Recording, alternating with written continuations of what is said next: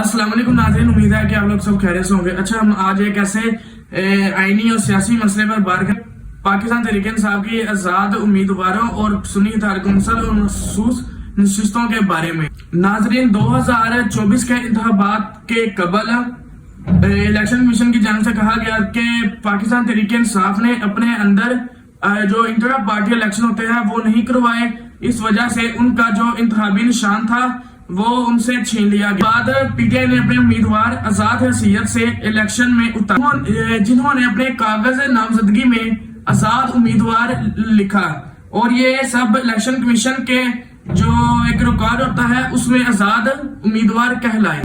नाज़रीन, जब इलेक्शन हो गए तो बाज़ अज़ा इनमें से काफी सारे उम्मीदवारों ने जो 3 दिनों में अपनी सियासी वाबस्तगी किसी पार्टी के साथ शो करनी होती है, तो इन्होंने अपनी सियासी वाबस्तगी सुन्नी इत्तेहाद कौंसिल से शो की ताकि मखसूस नशिस्त हासिल की जा सके।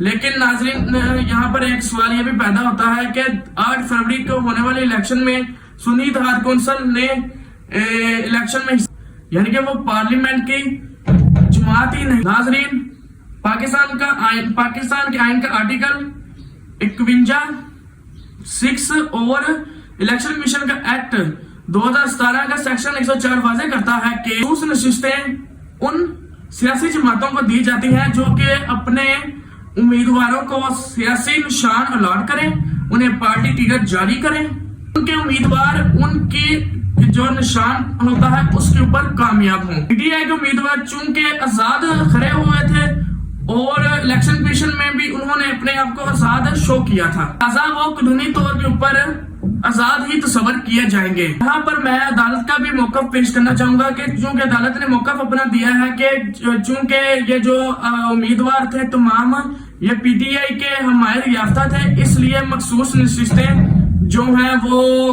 अपना सुन्नी इत्तेहाद कौंसिल को दी जाएं।